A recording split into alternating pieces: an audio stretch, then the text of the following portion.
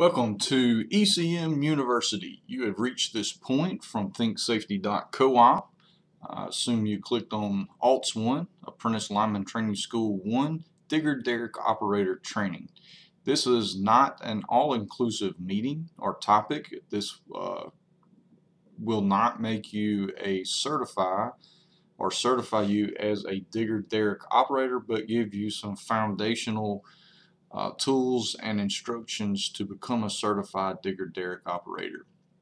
Our main objective today is to give you some groundwork in order to be a safe Derrick operator training and cover some of the basics. One of the first things that we need to think about in any type of equipment, tool, especially for the first time that we're using it, we should always read our operator's manual before operating the device. There is a lot of pertinent information in there by the manufacturer of the device, and so it is very important that we read the entire operator's manual as well. Read your operator's manual before operating. Your manual will provide instructions for you to properly and safely operate the Derrick. I know we have people that have worked around the machines and the devices for many years, seem to be very knowledgeable, but we see misuses all the time, and so definitely it's a great idea.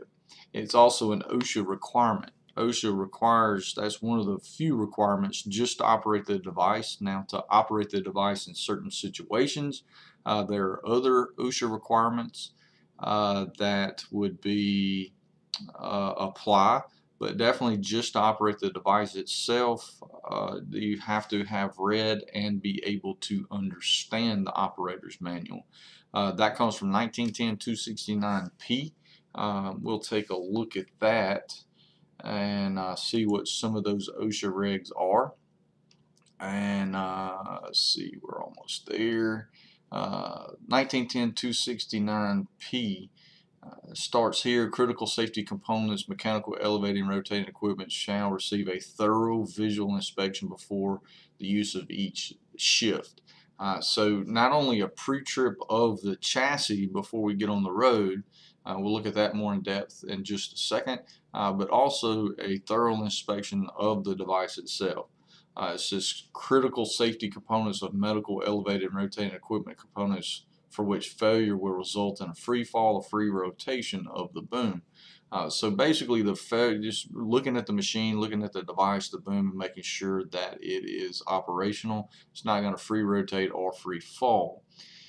We'll look at that in more in depth in just a little bit.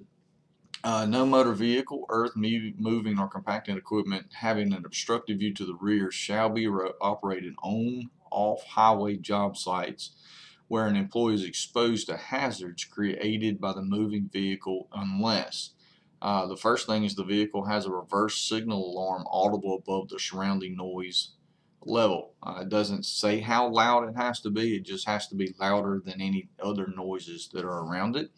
The next thing is if the vehicle is backed up, only when a designated employee signals that it's safe to do so. If there are multiple people on the job, definitely there has to be someone that is out directing the backing, and the backing is not done unless the signal person says it's safe to do so. If you're on the job by yourself with a vehicle that has an obstructive view to the rear, definitely the backup alarm is required there as well. But you don't have that second person, the signal person, to signal that it's safe to back up. You definitely would want to do a pre-trip, circle a safety check around the truck, and once you get into the vehicle, you need to immediately leave. So one of the best things to avoid all this is to avoid backing altogether. Back in, pull out, position your vehicle where you can always pull forward, and then only on the occasion where that's not possible, then definitely then you have to do the backing and adhere to those things. Okay. Don't think rubber tire self-propel scrapers, rubber tire front end loaders, rubber tire dozers, wheel type agriculture industrial tractors, crawler type tractors, crawl type loaders, and motor graders with or without attachments shall have rollover protection structures to meet the requirement. Okay, so that doesn't have anything to do with the Derrick. P1IV, the operator of an electric line truck, may not leave his or her position at the controls while a load is suspended, unless the employer can demonstrate that no employee, including the operator, is endangered. So one of the places that we struggle with this is framing poles, picking up a pole and then the operator himself getting down and helping frame the pole. That's not permissible. It says unless the employer can demonstrate that no employee, including the operator, is endangered. So if you're going to be to where the pole could fall on you, regardless of what happened, truck turnover, boom, fell, the cable spool off on its own, all those things that we cannot guarantee it won't happen. So an operator must remain at the controls while we have a suspended load. It's just the way it is, or that load would need to be supported from underneath sufficiently. Outriggers, mobile equipment that is provided with outriggers shall be operated with outriggers extended firmly set, except provisions P2 triple I. And we'll look at that in a minute. But if a piece of equipment has outriggers, they must be extended. Okay. I know sometimes you're not going up very high, working right off the back, stuff like that. They have to be extended. Also, when the outriggers are being extended, there has to be an alarm on that, being sure that they're warning people of fellow employees that the outriggers are being lowered. And then also they have to be lowered in plain sight of the person doing the lowering, operating the controls. So yeah, you have to watch them go down, make sure that you're not getting it on anybody's foot. P2 2I, outriggers may not be extended or retracted outside the clear view of the operator unless the employees are outside the range of possible equipment motion. So there you go again. You have to watch the outriggers go down. P2 3I, or triple I, if the work area of the terrain precludes the use of outriggers, the equipment may be operated only within its maximum load rating specified by the equipment manufacturer for the particular configuration of the equipment without outriggers. I've never seen a digger Derrick that had two separate load charts on it. It would have to have a load chart for deploying outriggers, and then a load chart for one that without the outriggers deployed. I've never seen that. So basically what that's meaning is that if it has outriggers, they have to be used. Okay. 1910 269P3, applied loads, mechanical equipment used to lift or move lines or other materials shall be used in its maximum load ratings or other design limitations for conditions under which the mechanical equipment is being used. So basically we have to use it within its limits. You cannot go beyond the limits. So in thinking about that, that loads have to be identified, and then we also have to know what the capabilities of the device is. And we'll talk about the load charts in just a minute. Operations near energized lines. P4I, mechanical equipment shall be operated so that the minimum approach distances established by the employer under paragraph L3I of this section are maintained from exposed energized lines and equipment. However, the insulated portions of the aerial lift operated by a qualified employee in the lift is exempt from the requirement if the applicable minimum approach distances is maintained between the uninsulated portions of the aerial lift and the exposed objects having a different of electrical potential. Okay, so basically what that says is that you have to maintain minimum approach with this device. But we know that we're not going to be able to do that. Sometimes we're going to have to enter into minimum approach with the device. If so, there are things that we have to do to be able to accomplish that. The next thing is 1910-269P4II is a designated employee other than the equipment operator shall observe the approach distances to expose lines and equipment and provide timely warnings before the minimum approach distances required by paragraph P4I of this section is reached, unless the employer can demonstrate the operator is accurately determined that the minimum approach distance is being maintained. So anything inside of 10 feet within an energized conductor has to have a designated employee other than equipment operator that is going to be the qualified observer and making sure that we're maintaining minimum approach and we're not making contact with the energized lines. P4 triple I, if during the operation mechanical equipment could become energized, the operation shall also comply with at least one of paragraphs P4 triple I, A through P4I, and we're going to look at that. So A is the energized lines and equipment exposed to contact shall be covered with insulation protective material that will withstand the type of contact that will be made during the operation. Okay, so it's talking about our cover up there. If we're going to enter into minimal approach, or if it has the possibility to enter into minimal approach, that means that we're operating the device in the area of a energized line and that the boom could physically reach it. Doesn't matter about your intention, whether you intend to reach it, you think you're going to reach it, you might reach it. If it has the ability, it has to be covered up. Okay. Also, it says something here that's very interesting. The mechanical equipment, we were on A, shall be covered with insulated protective material that will withstand the type of contact that may be made during the operation. So it has to be covered, but it says with protective material that will withstand the type of contact that could be made. Now, you think about it's talking about physical contact, and it can withstand that. So I know some people use the hard cover and stuff like that. That stuff doesn't stay on very well. If you hit the line, the wave goes down, comes back, typically it comes off. Also, the rubber goods can be peeled off if, say, the boom swinging around catches the tip or the end of the gut just right. It definitely can peel it off. So those things have to be in place. They should be in place, especially if we're going to be working inside a minimal approach. But they do not qualify us to do this type of work because they will not, it says withstand, withstand the type of contact that could be made during the operation. So it's got to be there. The energized lines exposed to contact shall be covered with insulated protective material. This is talking about allowing us to go into that area. The material was, so that's not going to allow us to enter minimal approach with the mechanical device. Let's look at B. The mechanical equipment shall be insulated for the voltage involved. The mechanical equipment shall be positioned so that the uninsulated portions cannot approach the energized lines or equipment any closer than minimum approach distances established by the employer under L3I of this section. So that doesn't work either.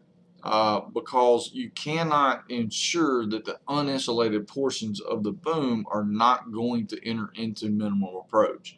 Okay, so definitely we're going to keep that from happening. We're going to ground our trucks. We're going to do those things, but it still doesn't help us to enter minimal approach, say with the digger derrick, to hang a transformer, set a regulator, or something like that. So let's look at C. Maybe C will allow us to do this work. And I think it does. It's the answer, I think, that helps us solve this problem. So 1910-269 P4 3IC, it says each employee shall be protected from hazards that could arise from mechanical equipment contact with energized lines or equipment. The measures used shall ensure that employees will not be exposed to hazardous differences in electrical potential, unless the employer can demonstrate that the methods used to protect each employee from the hazards that could arise of the mechanical equipment contacts the energized lines or equipment. The measures used shall include the following techniques. Okay, so basically what this is, you can't use the equipment itself to protect you. And the whole thing's about you being injured. So the cover-up doesn't work, has to be there, it has to be there, but it doesn't allow us. We can't use that for our protection. The qualified observer has to be there to warn us, but that can't be our only means of protection. So C is our option, and then it says some of the things that go along with that. Protecting each employee from hazardous differences of potential. The very first thing is using the best available ground to minimize the times the lines or electric equipment may remain energized. So basically we have to ground our trucks. If a digger derrick will have the ability to reach an energized conductor, it has to be grounded. Okay, and one of the places we get in trouble with this is framing poles, spotting poles, stuff like that, not having a bucket there to put it on. So we need to think about that. You do not, I know in some situations you have to park under the line. If you're parked under the line and it'll reach it, that digger derrick's supposed to be grounded. So think about that when you're setting up. If you don't have the ability to ground the truck, maybe you want to stay back out a little further to where the boom cannot reach the line. Okay. The next one is bonding mechanical equipment together to minimize potential differences. So if we got a digger and a bucket that's backed in to work the same pole, rather than grounding both of those trucks, it's better to bond them together and ground one of them. When grounding that one truck, when we back up just one line, it says use the best ground available, the best available ground. Your portable ground rods that you're putting down, those are not the best ground available to you. The system neutral is. Guys, anchors, pole grounds, those will not be sufficient. They work in a pinch when there's nothing else, when that is the best ground available to us. But if you have a system neutral, your equipment should be grounded to it. Okay. Providing ground mats to extend areas of equal potential around the equipment. These are mats that are conductive. They hook to the equipment, so if you were standing by the piece of equipment and it became hot, you would be at the same potential, but there's step potential to those mats as well, and that should be observed. And then C4, this is the employee insulating protective equipment or barricades to guard against any remaining hazardous electrical potential differences. Now, there are people out there that believe that you either ground or barricade, but this is not an either or situation. It says right here, the measures used shall include all of the following techniques.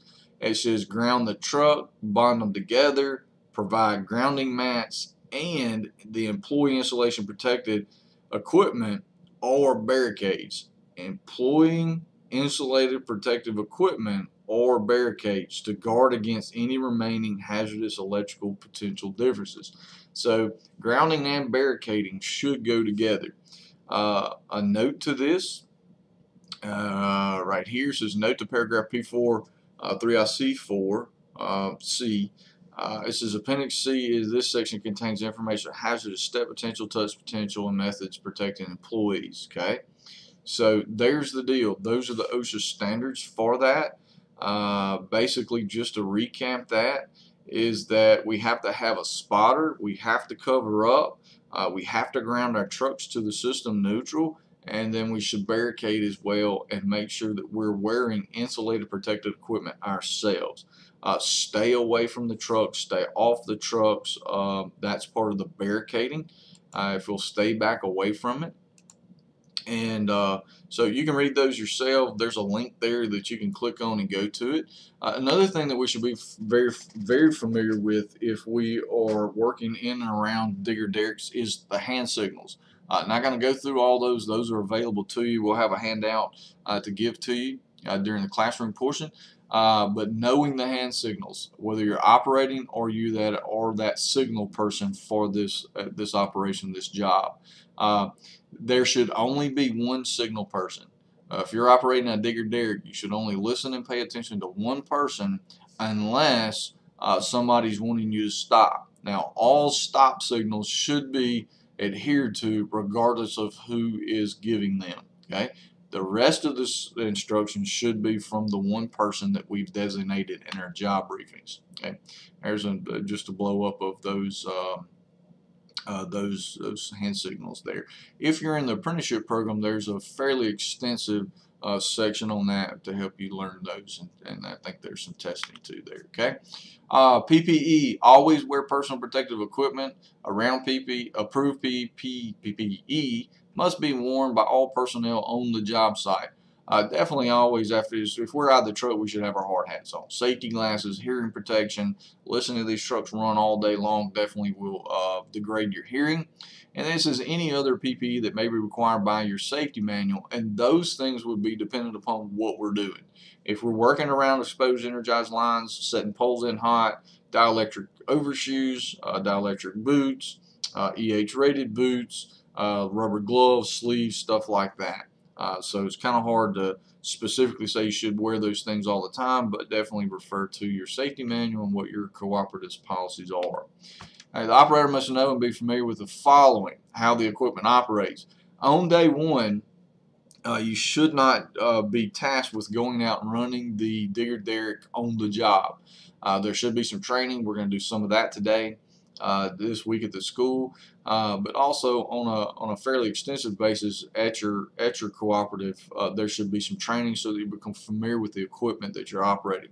Anytime that you get a new piece of equipment, you should familiarize yourself with it. Sometimes a lot of that happens during your pre-operational inspections, flying your booms, doing your pre-trips and stuff like that.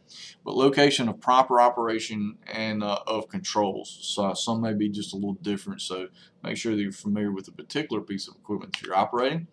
Another thing that we should always do, regardless of what's going on, is conduct a job briefing before every operation. Job briefings are very important. I am a firm believer that every good job that we have has a good job briefing. Every bad job that we have either had a bad job briefing or no job briefing at all. Okay, so part of the job briefing is giving assignments and assigning the inspection and field maintenance requirements of our equipment. Also establishing emergency procedures. What are we going to do if this device malfunctions or something goes wrong on the job? And then also discussing the weightlifting capacities of the device. Identifying the load of what we're picking up, what it weighs, and then looking at the job and the setup and seeing what angle our boom needs to be to lift that particular amount of weight. Okay. Operator qualifications, there it is again, has read and understands. It is not enough just to read the operator's manual, but you have to have the aptitude to be able to understand the safe operating procedures contained in the operator's manual. Also safety signs attached to the equipment and the employer's work rules and applicable government regulations. So there has to be some knowledge here of the safe operation of the device prior to operating. Okay. Something else is ensure that the digger derrick has been inspected and maintained in accordance with the manufacturer's manual and operating properly. So we're going to do that by flying our booms, making sure that they operate the way they're supposed to, make sure that they're not quirky and jumpy, they operate smoothly, that the controls operate in the direction in which they're labeled, and then also make sure that those controls return to their neutral position once they've been released. Okay? So if you have a sticky control, that is something that would disqualify the use of that vehicle, that piece of equipment. If you have a control that operated in a direction opposite of what it's labeled, that's a device that could not be used. Maybe some hydraulic lines or have been swapped at the mechanic shop while they were being replaced. And then also ensure that all safety features are in place in proper conditions, such as signs, placards, and guards. If they're put there from the manufacturer, they're required to be there. So your placards, your stickers, your guards, stuff like that, they're supposed to be on there. During your pre-operational inspection of the device, you'll find out whether or not they are there. If they are, that's great. If they're not, that device cannot be used. If the stickers have been peeled off, rubbed off, degraded, faded, whatever, they have to be on there. That is a machine that you can deny the use of. Okay, back in a vehicle. We struggle with this a little bit. Back in the vehicle only when a designated ground guide signals that it's safe to do so. Already talked about it and the backup alarm. Here's an example of that. Digger derrick, you see it's caved in there on the right side. And what happened was they were out on the pole yard, easing around, gonna load up for the day, and they backed into their own parking lot light. Been there for 30 years. So it's kind of embarrassing. You want to avoid that. And even the youngest of drivers understand this. I got a little Barbie Jeep here. I like the flames. I don't think it came that way, but I think maybe this person has, oh, it was a girl's pink Barbie Jeep. But has, I think, done some customization. Even has that lean going on that some of you young guys like. I've never understood that. It looks kind of goofy to me. But definitely got the lift on the front, the bigger tires than the back, got the lean going on. But this person knows and that you should have a clear path to back into. So they're taking a look, making sure nothing's there, doesn't back over anything. Okay. Daily checklist. Your safety is most important. Do not take anything for granted and take your time to check it right. Make sure that things are the way they're supposed to before we start using the device on the job. It's kind of a bad deal when you get on the job and find out that things are broken. DOT daily inspection. Pre-trip, post-trip inspections should be done every day prior to being used. And basically on a DOT inspection, I'm not going to go through the whole thing, but from the front bumper to the back bumper, the bottom of the tires to the top of the boom, everything should be inspected to be sure it's safe operation. The engine, inside the engine compartment, all fluid levels, belts, hoses, anything that looks out of place or not normal should be fixed before it's put on the road. Steering mechanism, make sure it's not bent, cracked, or distorted. Make sure there's not any excessive cracks or slack in the steering mechanism, and then also make sure there's not leaking any fluid. Okay, we want to check our tires before we get on the road. Proper inflation, make sure they're inflated to the proper pressure, and then also make the proper tread wear. On the front, steer tires have to have 30 seconds of tread before that vehicle can be put on the road.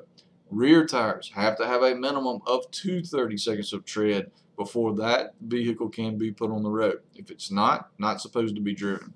Wheels and rims, I think those are the same thing. But look at them, make sure they're not cracked, bent, or distorted, and then also make sure that your lug nuts are tight. An indication that they may be loose is you can see some movement and maybe some paint or dirt scraped around, moved around on around the wheel nuts, lug nuts, and then also rust streaming from the lug nuts. That's a sign that they are not tight. Make sure the horn works. That is a device that is used to audibly warn other people of hazards, and then also make sure that the brakes are in proper working order. Make sure that the truck has the correct stopping distance. Okay. Make sure that lights and reflectors, all the lights work. Headlights, blinkers, parking lights, clearance lights, side marker lights, everything should be working. If it was put on that device from the manufacturer, they're supposed to be there and working. Windshield wipers, make sure that they're in good order. If it goes to raining, you definitely need to be able to wipe that rain off the windshield. Rear view mirrors should be probably cleaned off, wiped off probably every 3 or 4 months, and then also make sure they are properly adjusted. Clutch, transmission, make sure they're working properly, and emergency equipment. What is that? First aid kits, triangles, rescue devices if we're working in an elevated position, and fire extinguishers. Make sure all those things are on the truck. Make sure that they're in good working order, that the fire extinguisher is properly charged and secured to the vehicle. Make sure that your first aid kit is fully stocked and accessible. Make sure we don't have to dig it out if we need it in an emergency situation. And also your bloodborne pathogen kit. Look in there, make sure the stuff's in there and it's in good shape. Okay. Fire extinguishers, talked about that. DOT flares, triangles, first aid kit, bloodborne pathogen, AED. If you have an AED, make sure the battery is charged up. Make sure that the pads have not expired. Another thing is store all loose material properly. Load securement. Everything that we haul is load. If it's put on that truck, not attached to the truck, it should be attached to the truck. A lot of people make fun of me about this, but if you take your digger Derrick and pick it up and turn it upside down, nothing should fall off of it. All loads should be secured. And then also refer to your chassis manual for other requirements on inspection, maintenance, stuff like that. Okay. Before operating, following the manufacturer recommendations, inspecting the unit. If a problem is found, do not operate the Derrick until it has been repaired. If there's a deficiency with the equipment, that is the purpose of the inspection. Okay? If you find something that's wrong with it, it needs to be repaired, has to be repaired before you use it. Repairs shall be made by a qualified mechanic or technician. It is not up to you to qualify your technician or your mechanic. If your cooperative has hired him, whether you have faith or trust in him or not, that's who they hired. But definitely, if you don't think the device has been fixed properly, you do not have to drive it or use it. Inspection of boom for damage and cleanliness. Jib attachments, throttle controls, boom lifting rope or cable. Okay. Inspection of boom for damage. Make sure it's not cracked. Make sure it's not broken. Make sure that it's clean. Dirt and grime, they're conducted. So make sure that it's cleaned off, wiped down, waxed periodically. Jib attachments, we're going to be lifting stuff with it. Make sure that they're in good working order. Throttle control, make sure it doesn't stick, works properly, doesn't overrev the engine. and the boom lifting rope or cable. We should all have ropes by now, but either way, whichever one that you have, make sure they're not frayed. Make sure that they're in good working order. Okay. Check for cracks and welds. Look at the cracks, your bushing welds, your pins, where things are attached and put together on the boom. They're very hard to see, but it'll be thin hairline cracks. Okay, is what you're looking for in those bushing welds. If a pin's been marked or a bolt's been marked as to line up to see if it's turned, pay attention to that. Make sure that it hasn't turned, it's not loose. Check pins and pin keepers. And then also make sure that the load charts and the placards are in place. Mentioned that several times already. They're important. They're supporting information for you to be able to safely operate the device. Okay. Lower and upper controls, make sure that they all work in the manner in which they're designed to work and labeled to work. There again, make sure that they return to neutral.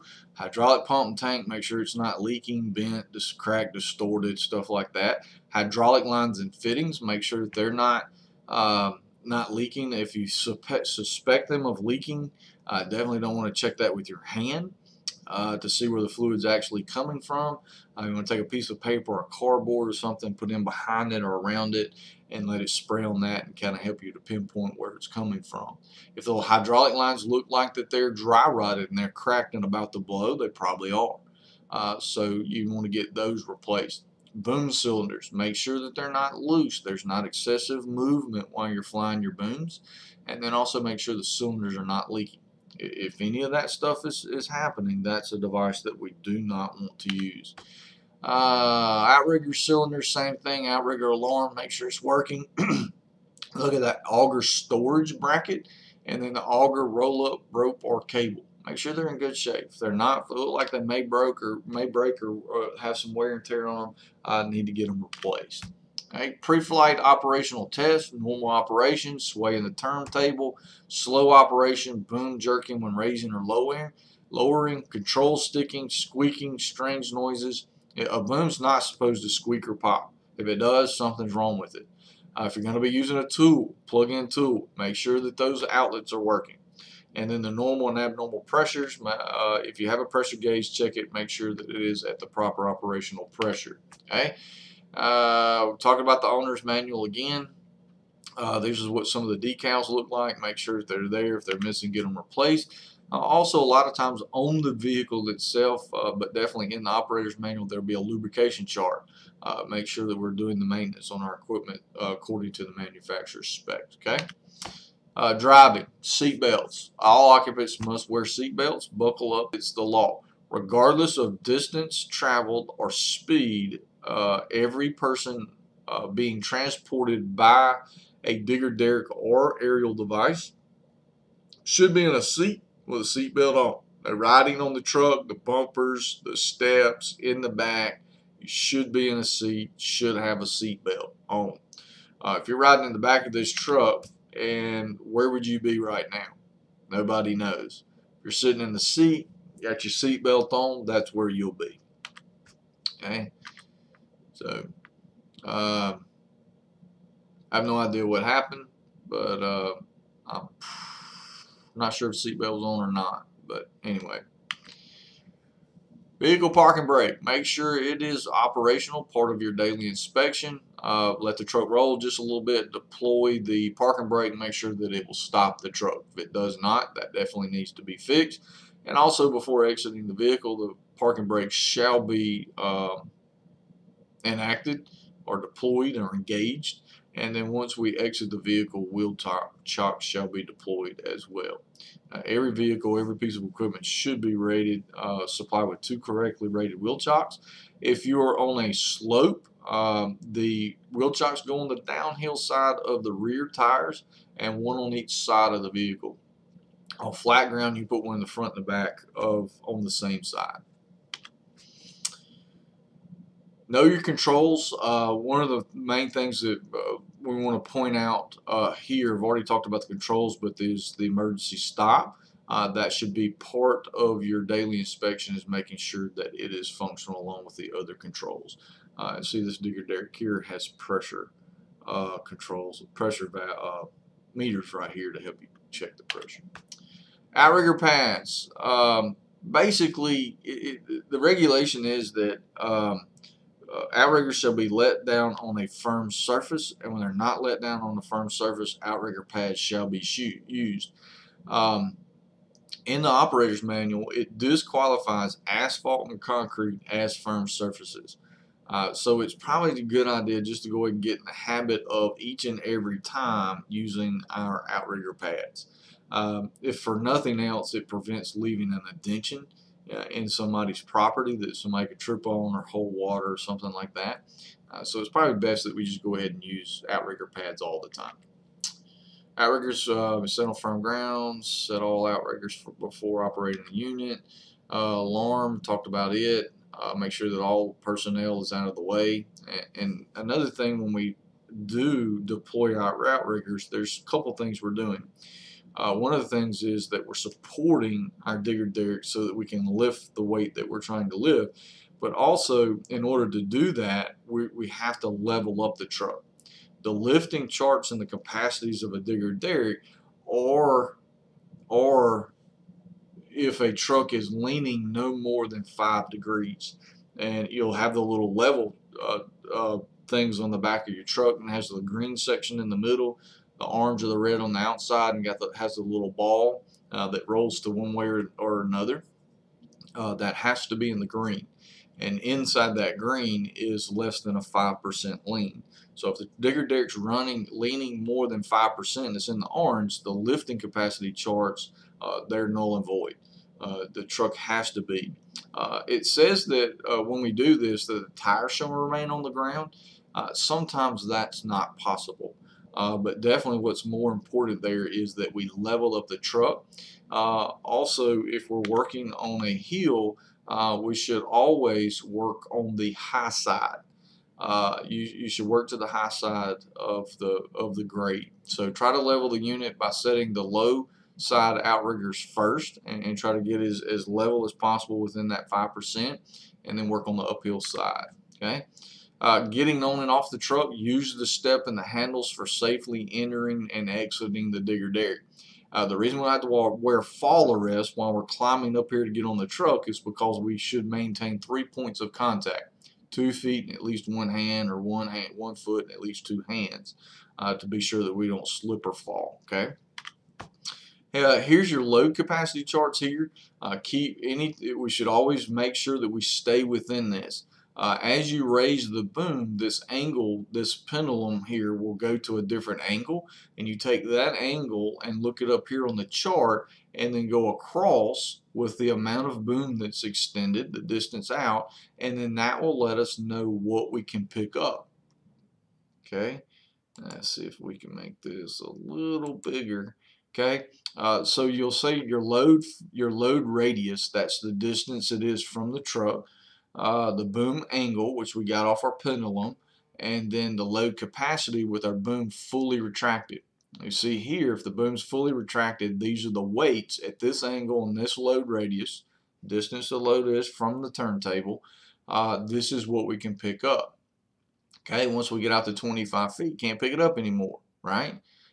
So boom angle here, intermediate boom only extended, so that your first stage extended. So you would have to, definitely our load would be more than 6 or 8 feet, 5, 6, 8 feet away from the turntable. But with these angles here, this is the amount of weight that you can pick up. So in order to make sure we're complying with this, we should look at it and then also know the amount of weight that we're picking up. That's one of the reasons that we cannot pull poles with a digger derrick, is because we cannot identify that load. We know what the pole weighs, but we have no idea the forces that are put on it while we're trying to pull it out of the ground. That's why we cannot pull poles with a digger derrick, because we cannot identify the load. There have been several trucks turned over and several booms that have been broken by doing that. Okay.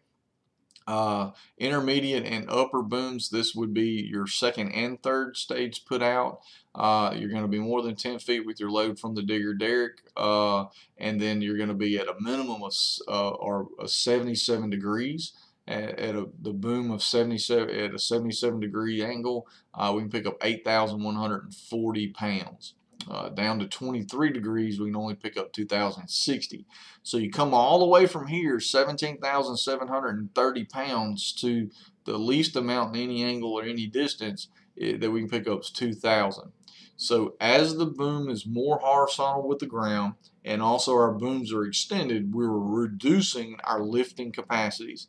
So if we're going to pick up something very heavy, we want our booms contracted and our booms stood up, okay, at a lower angle, or to the ground. Higher angle, we're going to stand it up, and that helps us lift more. Also, anytime that we lift anything, especially something that's extremely heavy, we should always keep it as close to the ground as possible. Well, I definitely know that we're going to put it 40 foot up on a pole. We have to lift it 40 feet. But anytime that we're lifting it and moving it around, we should keep it close to the truck and close to the ground. If anything happens, it just sits on the ground. We take the load off the device. Okay. Well, one thing I want to point out says unloaded vehicle weight, 33,390 pounds. That's what the truck weighs with the boom on it. And then also it says the winch line rated working load winch capacity, 15,000 pounds. Okay. So think about that. If we look at only the load chart here with a 5-foot radius, 80 degrees boom, which is almost stood straight up, and then our boom's fully retracted, the boom will lift 17,730 pounds. But our winch line will only lift, winch line rated working load 10,000 pounds, winch capacity 15. So really and truly, the most weight that we can pick up is 10,000 pounds. Even though that this chart here in these angles, this is for the boom. But they put this here, and that should be looked at as well to be sure that we're not overdoing the rope. Now, if it had a cable on it, it would maybe stronger, and it may have a larger number here. Okay, so let's be sure that we're paying attention to that. Just looking at the load chart here, we need to check our winch line working load right there as well. Okay. Know the weight you're lifting before you make the lift. Check the load charts and the limits of the boom and also the winch line. There's a better look at that as well. There again, the 10,000 pounds there, the 33,900 pound of the truck, and the winch capacity 15,000 pounds. So keep all that in mind. Okay, here's another thing to think about. Just another way to look at it. I'll blow this up just a little bit so we can get some of it in here. This is in meters, so it's not going to make as much sense, but it just shows you that all retracted, all booms retracted right here. You need to think about this when you're digging poles, digging holes as well, and lifting in this negative angle. This is a negative angle here. It goes below the zero, and so you see the distances as we begin to stand this boom up. See how this down here, straight out, all booms retracted, it can pick up 2,050 pounds right there. Okay, but as we stand it up and come up, you can pick up more weight. It goes from 2,050 to 4,720 there. So think about that when you're digging a hole and you get out here on this second stage here.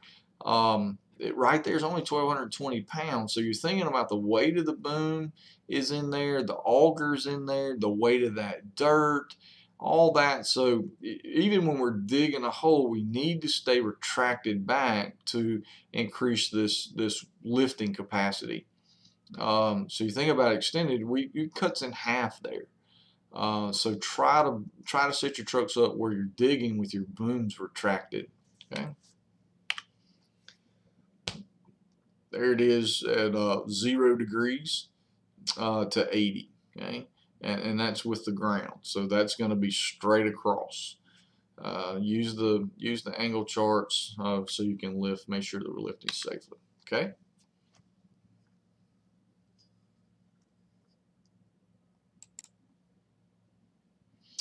All right, rigging and load limits for the digger Derrick. Program has froze. Let's see what we're doing here.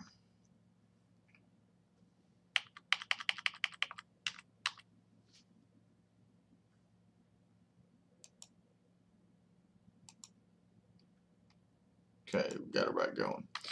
All right, so rigging and load limits for digger Derricks. We talked about the load charts. We talked about the angles of the boom, identifying loads, keeping loads low. We also talked about not having a suspended load and a vacant operator's captain stand. So make sure that there's an operator at the controls while we have a suspended load. And then anytime we're lifting something, we want to keep it as low as possible, close to the ground as possible, closest to the truck, as close to the truck as possible. And then also we want to have our booms retracted as much as possible, and have the booms stood up as much as possible. Those are our strongest situations. You start extending the booms, lowering the booms, getting loads very high. We start weakening things. So we want to remain close to the truck, close to the ground, and our boom stood up. Okay, so we're going to help us understand that. We're going to think about leverage, and there are different kinds of levers. This first one that we're looking at is a first class lever or lever. Okay, so you look at your load, have your load here, you have your pivot point, your fulcrum, and then we're going to put on our effort here.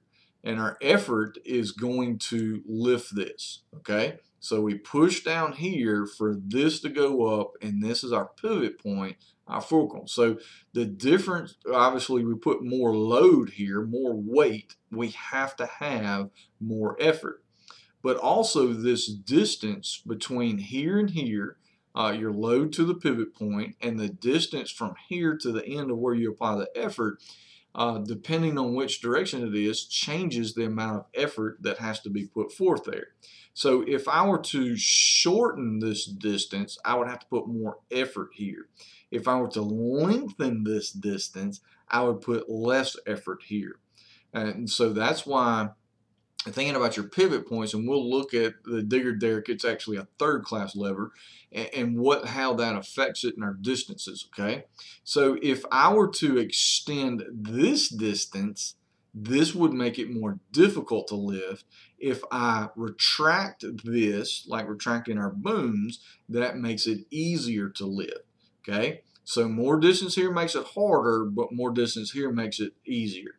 Okay, less distance here makes it easier, but less distance here makes it harder. And okay, so definitely that's the first class lever there. Another first class lever to help us to understand that is if like rowing a boat. Okay, so if we had more distance here, it makes it easier for us to paddle this boat. We have our resistance of the water, which is our load. If we have more distance here, it makes it harder. If we have less distance here, it makes it easier. Okay, and definitely a situation like that, if we're doing the lifting ourselves, we want that to be as easy as possible, but also on our equipment. So you look at this in a load calculation. So if you had this is our load. We want to figure what our effort is. That's going to be E. L for load, our distance of our load, and then our distance of the entire thing. That's going to go in the overall picture of making this easier or more difficult. So if you look at this and say we're lifting 1,000 pounds. So we're going to lift 1,000 pounds, and we would have that right there, lifting 1,000 pounds. And then our distance of that load to the fulcrum, the pivot point, let's say that is 10 feet. Okay, so let's say that it's 10 feet. And so put that in our formula up here. That would be, and then we're going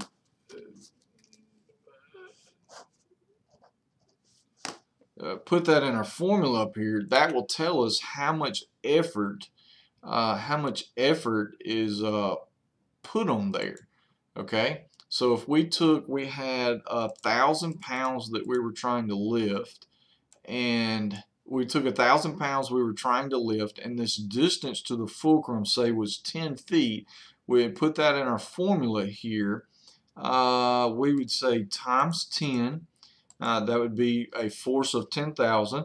And then our entire distance here, let's say that that was 20 feet. So we want to divide by that. Okay, so it would take 500 pounds of effort here in order to lift this 1,000 pounds. Okay, so that's the advantage that the fulcrum there gave us. The distance here, that in that leverage. Okay, so let's look at that in another way. So we use 20 feet as our entire distance. So we take our 1,000 pounds that we're trying to lift. We're going to multiply that by the distance from the end of the load to the pivot point. That was 10 feet. We're going to leave that the same. That equals our 10,000 pounds of effort that we're going to have to lift, okay, because of this distance. We increased it, so that's going to make this heavier. But by this distance, we used 20 a few minutes ago, and that gave us a 500 pounds. So let's do 10 this time, and see, we have to have 1,000 pounds to lift 1,000 pounds. Okay, so really no benefit by making this shorter. And so let's back up there again and do the 1,000 pounds that we're lifting times the distance here, which was 10 feet. That's our 10,000 pounds. So let's extend this out to 30. Okay, this entire distance, and divide that by 30. Now we only have to have 333 pounds. So at 10 feet, the entire distance, we had 1,000 pounds to lift 1,000 pounds. At 20 feet here, this entire distance, we had to have 500 pounds to lift 1,000 pounds. At 30 feet, we only have to have 333 pounds to lift 1,000 pounds. So by extending this distance, we decrease the amount of effort required. Okay, by extending this distance, we go through the math. We're not going to do two. It would take more effort here. By decreasing this distance, it would require less effort there. Okay, so that's the way that works. So let's look at a different kind. So this is a second class lever. The same formula, the same thing, works the same way. So if we have this load and you have your pivot point right at the end, and you say, what kind of device would be a second class lever? Well, it'd be a wheelbarrow. Okay, a wheelbarrow is the same thing. You have your fulcrum here at the center of the tire. You have your load. You have your effort back here, and definitely it's the same thing. By increasing the distance from the fulcrum, I make the load easier. Okay. Also, depending on where the load is. If I decrease the distance to the fulcrum, it makes it easier. If I increase the distance from the fulcrum, it makes it more difficult. So we have the numbers there. You can go through the chart, go through those if you want to, but by decreasing this distance, makes it easier. By increasing this distance, it makes it harder. By increasing this distance, makes it easier. By decreasing this distance, it makes it more difficult. Okay, so that's the deal there with the second class lever. Now, the digger Derrick is a third class lever. If you'll think about it here, you have the turntable and you have your cylinders right here, and they're underneath, and their pivot point is at the same place. So to back up there, this is your fulcrum. This is your pivot point, which is right here. And then you have your lifting effort here. So you could go and use the same formula there again. By increasing this distance, it increases the load. It's the opposite of the first in class lever. Our overall distance on a third class lever makes it more difficult to lift. Okay, so let's look at some numbers there to help us to understand why we're lifting with the digger Derrick. Okay, so you have your load right here. We're going to use that same 1,000 pounds that we were lifting before. Okay, and then we have our FL. That's our load, and we're going to multiply it by our distance, our entire distance here that our load is. And see what that's doing? Our load is on our distance load. Okay, on our digger Derrick boom, and then we're going to divide that by our distance effort, okay, or FED our distance effort. So our distance of our load, our distance effort here, and what we're going to put there. Okay, so take the 1,000 pounds. Let's say that let's do the 10-foot boom, the 20-foot boom, and the 30-foot boom.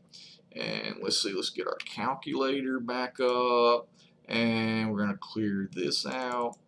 And so we're going to take our 1,000 pounds, I'll move this over just a little bit, take our 1,000 pounds here, and we're going to go on a 10-foot boom, so multiply that, okay, and it'd be 10,000. So then we're going to divide it by the distance here, which is not going to change on the digger Derrick. Let's say 5 feet. Okay, that's about what it is. So divided by 5. Okay, that equals, to lift 1,000 pounds in this situation, 1,000 pounds, this distance at 20 foot of boom, our fulcrum point, our pivot point, our effort here, it's going to take 2,000 pounds to lift that 1,000 pounds. Okay, so let's see, we'll insert text box here, right there. Oh.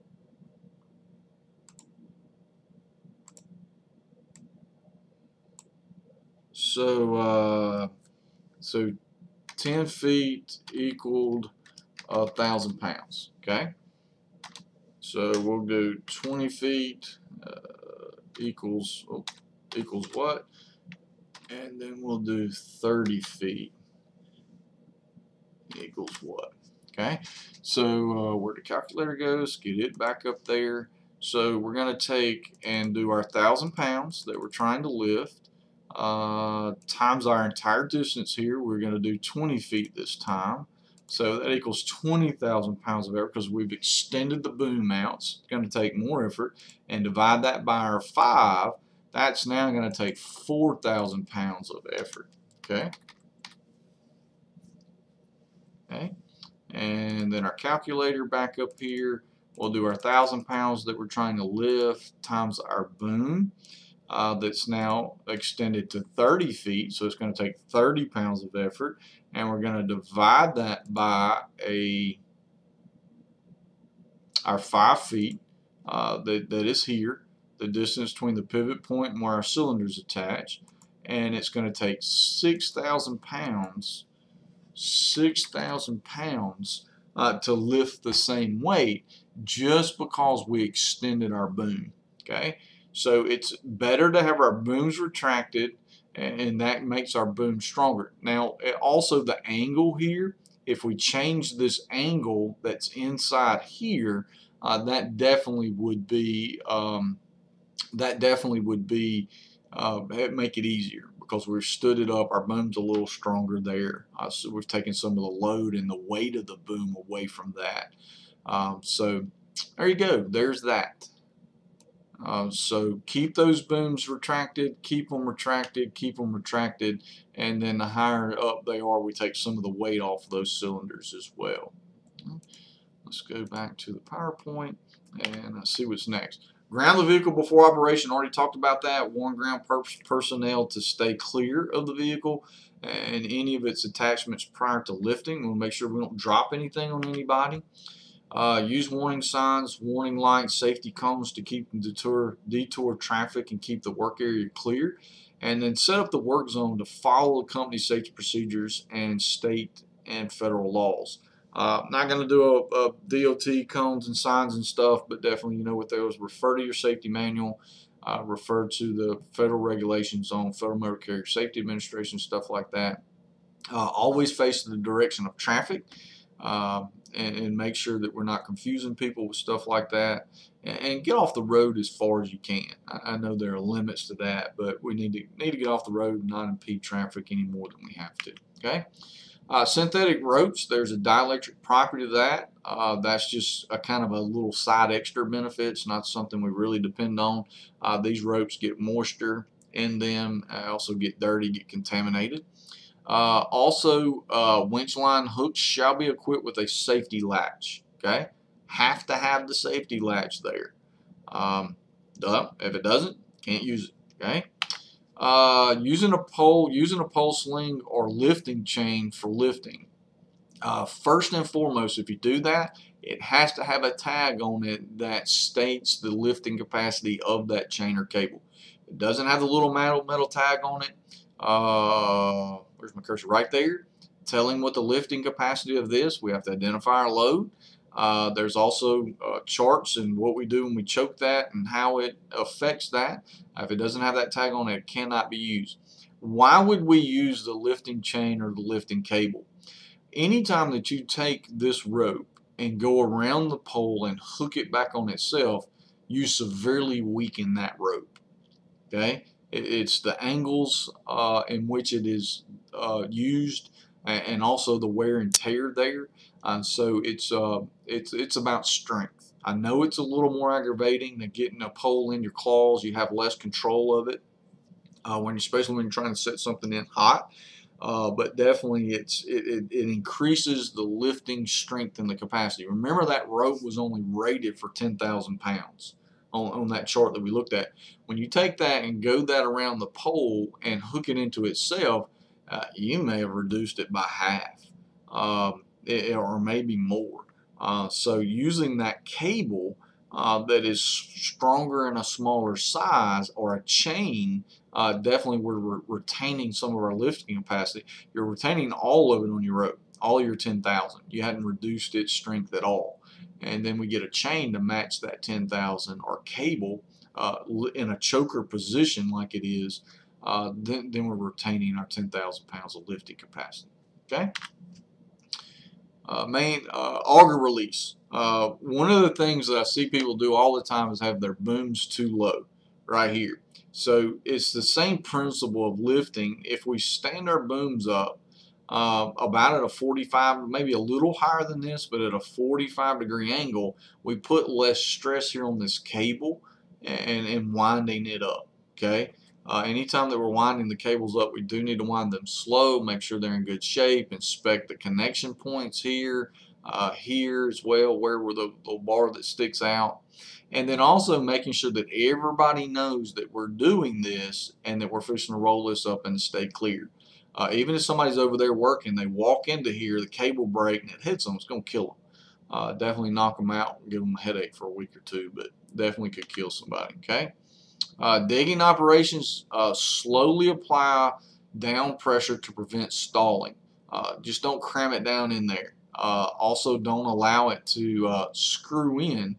If you put too much pressure in, it's going to screw in and not be able to not dig, but it's going to screw into the ground. So you want to slowly apply pressure. Raise the auger and spin the sole off to avoid auger lockout. Also, you think about that weight that you're picking up. The friction of the sides of the hole, and then also the weight of the dirt and the boom extended. We saw that one chart, it was only about 2,000 pounds when we go with the negative angle of digging. Okay, and then also we'll always make sure that we call Mississippi 1 call before digging and getting some locates done. Ground the vehicle, so we already talked about that. Setting poles, use proper cover up. Ground personnel must wear appropriate PPE, dielectric shoes, rubber gloves. Also, you have to have a spotter in those situations, so make sure that you are adhering to all those things. Assign someone to watch. Avoid direct contact with any energized lines. Make sure that you're bringing your pole up inside your cover up. Very, very important. I would have done this differently. They got this going out this way. I would have put my top over here by my old pole, and I would have brought it up right up inside my cover up. All right. Keep all others away from the digger Derrick. Grounded, covered up, rubber gloves, dielectric shoes, doesn't matter. Stay off the truck. Boom's in there, stay off the truck. Do not let any part of your body that is non-insulated touch the pole, especially when we're setting in hot here. I guess they got this pole leaned, actually setting it in somewhere else. Avoid direct contact with insulated poles and lines. Before leaving the job, make sure the boom is stored. Make sure the grounding system's been taken off. Materials are properly stored. Outriggers and wheel chocks are picked up and put in their bins. Cones are picked up, and perform a circle check of the truck. Make sure everything's safe to travel. Okay. If you have any questions, give me a call at 601-214-3145. We definitely will go over this in the classroom portion as well, but if you have any questions while you're doing this and trying to take your test, which at this time you'll go back to thinksafety.coop, go to the videos and where you got to this test link, and there will be a test link there, and click on the test and take the 10-question test. Okay, see you in class tomorrow.